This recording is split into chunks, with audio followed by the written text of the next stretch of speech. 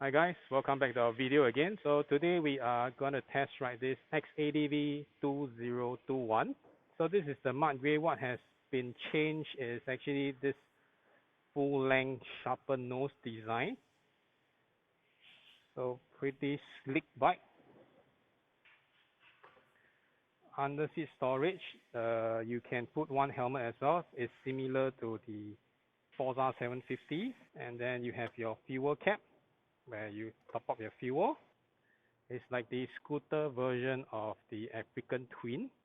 Color TFT, and also ride mode for you to choose. So starting it should be straightforward. Start. Drive. Okay, whoa, and here we go. So you can feel that it's slightly top heavy as compared to the Forza 750. No issue with that. So I'm in gear 2 now. The suspension travel is also longer as compared to the Forza because it's more of a off-road bike than a standard road bike. It has a lot of punch. It sounds like an angry little V-twin. Actually, it's not small. It's 745cc or 49cc. The standard mode is quite punchy. So the difference between this and a Forza is it allows you to turn on and off the ABS for your rear wheel. Probably you need it because of off-road capability. You don't want the ABS to interfere how you skid your rear wheel while you're on off-road. Okay, let's try a few bumps and then to see if the suspension travel is there. Okay, the suspension setup I think is a little bit softer. Let's try another hump.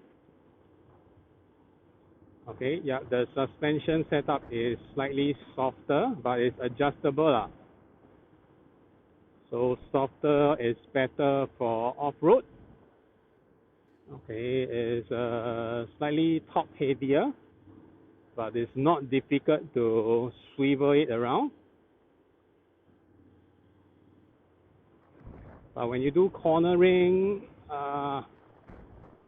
then it's unlikely you will lean together with the bike. It's more of like a, the mortar type of cornering where you push your bike down while your body is upright.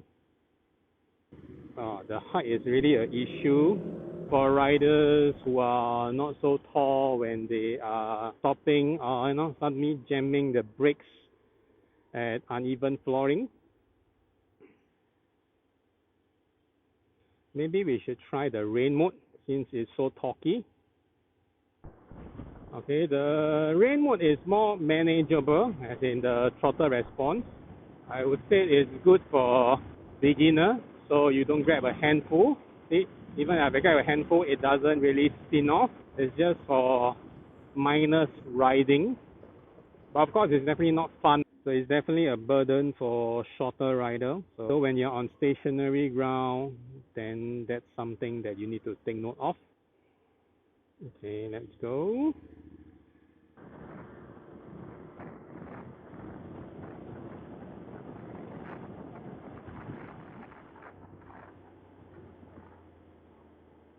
It changes gear at 3.5 RPM up gear when you are on standard mode. Just now we reached like 4. We still haven't seen the gear actually being switched up. Can I squeeze through? Yes. It's almost off work timing.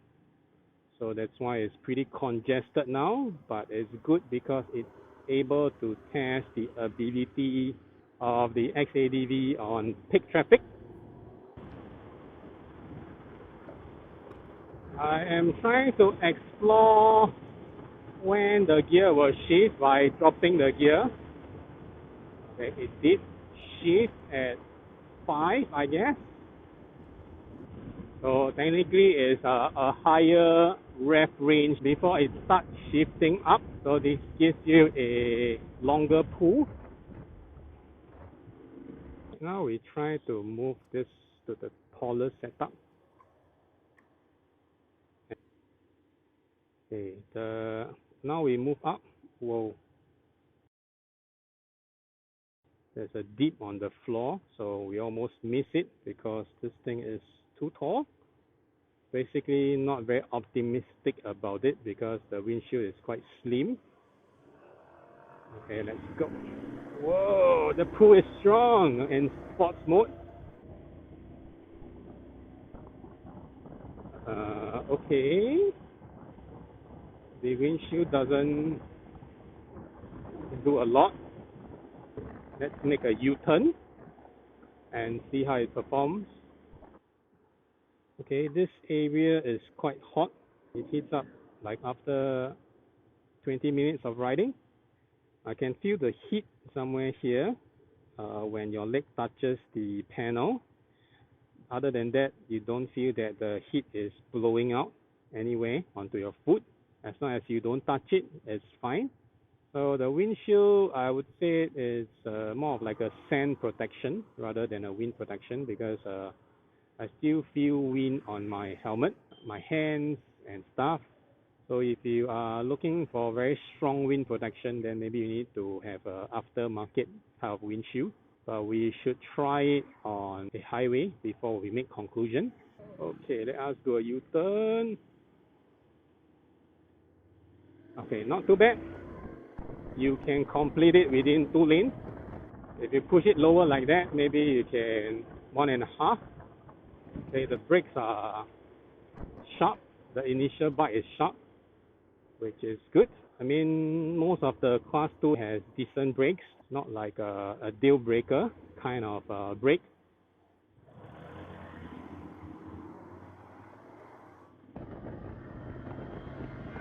Okay, I just imaginary try to clutch in while I'm riding a DCT, the old habit, and my leg initially kicked a little bit up, just imitating the upward shifting. Oh, it has on bumps quite well, so I purposely ride on a lot of uneven spots, okay, to see how it works. On gear 6, that's fast. Okay, the wind is hitting anywhere from my left shoulder, right shoulder. It's kind of weird, only the center part is protected.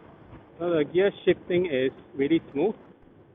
I didn't feel any gear shifting while I'm focusing on the road, and voila, I'm at gear 6.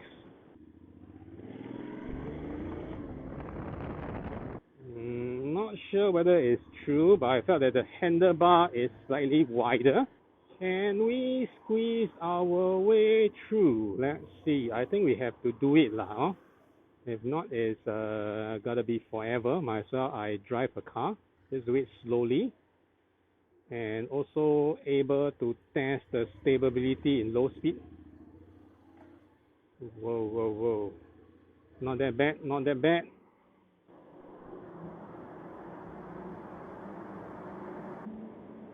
Let's go to the rightmost lane. Okay, cruise at 80. Okay, it's quite relaxing when cruising because you have the very comfortable seat with a little bump at the rail that you can lean on it, but because my hand is short so if I lean on it, it will be stretched out all the way straight. Same thing, the heat here is a bit weird because my feet keep touching that area. The seat is very firm, so it's very comfortable to sit on for a long journey. So we are at gear 6, about 3.2 RPM. We are already slightly above the speed limit. So I reckon 180, 190, if you really push it, shouldn't be an issue. Okay, let's try this flyover bend.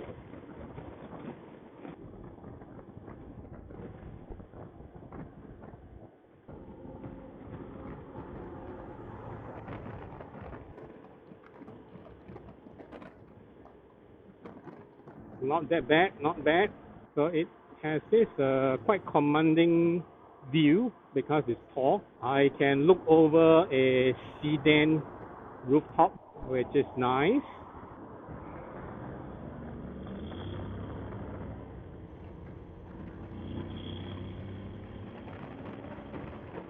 Okay, so basically you can't corner quite low because the bike is hardcore.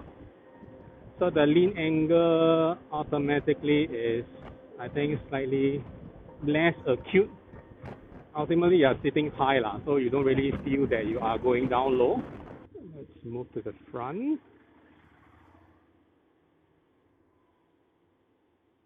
Okay, I think the headlight is automatic. I noticed that the headlight is on. Yeah, it detects that you enter a very dark ambient area. It absorbs the bumps quite well. So I guess this X-ADV shines in rough terrains instead of proper tarmac roads. It comes with auto bleeping. When I drop gear, it bleeps itself.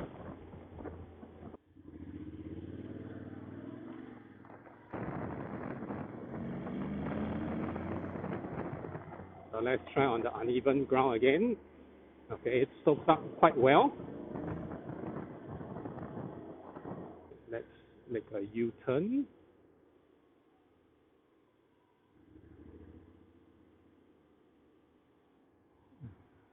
Okay, let's try. All right.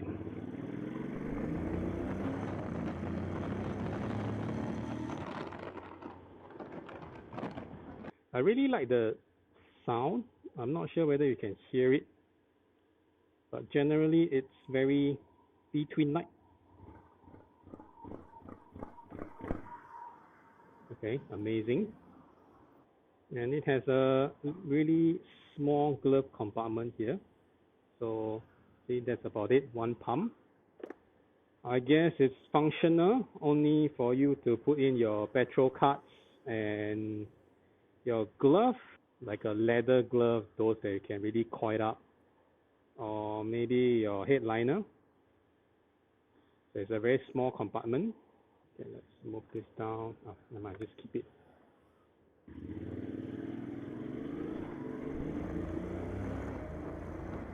Alright, today is a hot day.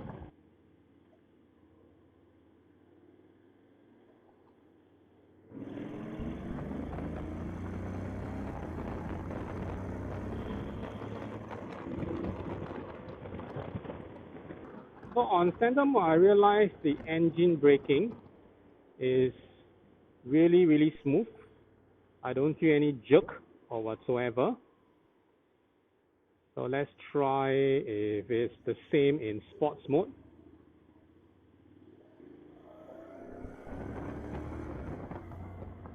Okay, it's more aggressive in sports mode. You can feel it. Okay, I personally prefer standard. I mean, it's a balance between everything. So we didn't get a chance to try gravel mode. Basically, there's no gravel road around here for us to try it out. I guess it's less traction, no ABS, so you can skid around, which where this ADV should really be. The DCT is really nice to ride. The gear shifting is very smooth. Almost don't feel it if you don't pay attention to it. I guess it's better than a quick shifter, that's my thought. Never really used a quick shifter before, but this seems like the same concept as a quick shifter. It's just that you don't need to move your leg up, down, plus auto bleed is all integrated inside.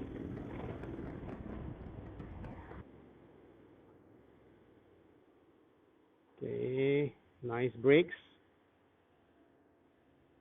I think this is where basically the hot wind blows out. It's not the panel that is hot. Just now I feel some heat on my inner calf while I am cruising.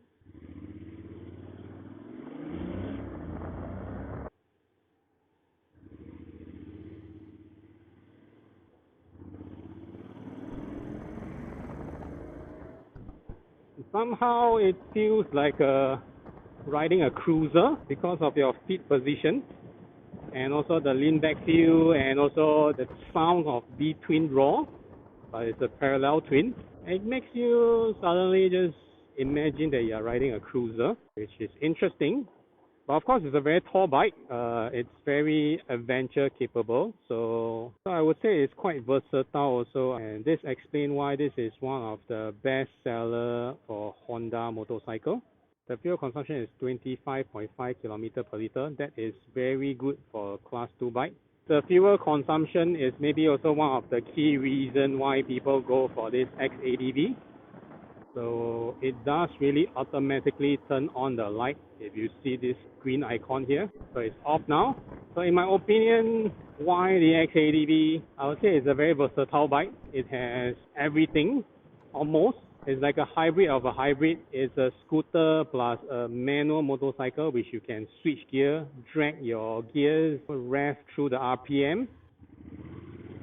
It has the ground clearance and the suspension travel like an adventure bike. You can ride it slow like a scooter as well. And also the leg placement where you can really chill out and ride. And if you really lean all the way back with your legs straightened, it's sort of like a cruiser. And the DCT reliability is there because it's a Honda. I mean, anyone can get on board onto this X-ADV. So, alright guys, thank you for watching our video. See you on the next video. Bye bye.